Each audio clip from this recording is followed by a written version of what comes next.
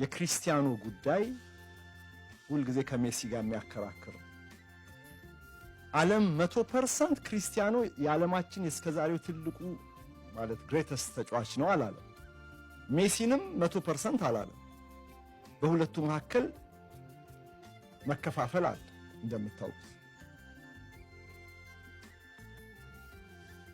ነገር ግን 40 ዓመት ደፍኖ በዚህ ደረጃ እንዲህ ባለ ብቁ አካላዊ ሁኔታ የተጫወተ ራሱን በዚህ መልኩ የጠበቀ ሙያውን እስከዚህ ድረስ ያከበረ ሌሊትና ቀን ሁልጊዜም በሙያው ላይ በሜዳ ላይ ብቁ ሆኖ መገኘት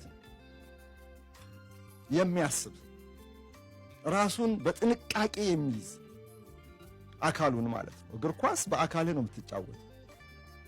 አያያዝህ ያኗኗር ዘይቤ ከውጤታማነት ጋር በቀጥታ ከፐርፎርማንስ ጋር በቀጥታ የተገናኘ። ታለንት ኢዝ ኖት ኢነፍ የሚለው ክሪስቲያኖ ሮናልዶን የሚያክል ሞዴል ፕሮፌሽናል የዓለማችን እግር ኳስ አይቶ ያውቃል።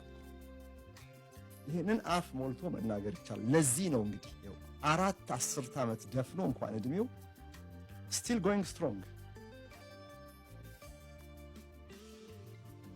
ሰሞኑን ኤዱ አጊሬ ከተባለ ኤርትሪንጊቶ የሚባል የስፔን ሚዲያ ላይ የሚገኝ ጋዜጠኛ ጋር ቃለ ምልልስ አድርጎ ነበር። በዛ ኢንተርቪው ላይ ሮናልዶ እንዲህ አለ፣ እኔ የታሪክ ምርጡ ተጫዋች ነኝ መሆኔንም ከልብ አምናለሁ። እንደኔ አይነት ተጫዋች አይቼ አላውቅም። ቁጥሮች አይዋሹም እኮ አለ።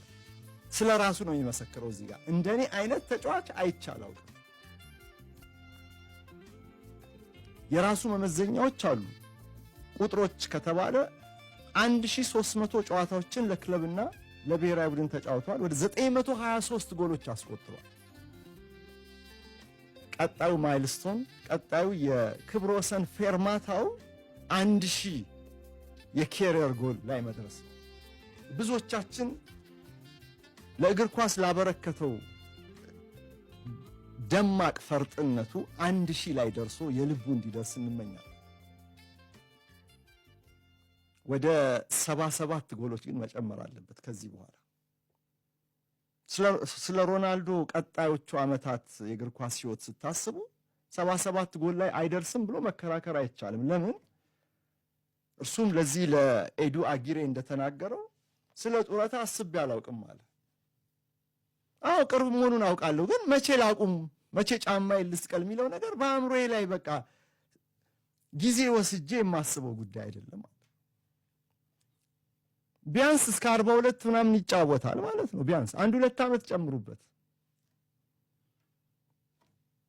በየትኛውም ደረጃ በፕሮፌሽናል እግር ኳስ ተጫዋችነት ህይወቱ ያስቆጠራቸው ጎሎች ናቸው 923 የደረሱት እና 1000 እንዲደርሱለት የምንመኘው። እኔ እንጂ 1000 ቢደርስ እሱ በዛ በቃኝ የሚል አይመስለኝም። ግን የዓለም ዋንጫን የማሸነፍ ህልም አሁንም በውስጡ አለ እና ለዓለማችን ህዝብ ለሁሉም ባይሆን እንኳን ለአብዛኛዎቹ ሮናልዶ ጎት ነው፣ ግሬተስት ኦፍ ኦል ታይም።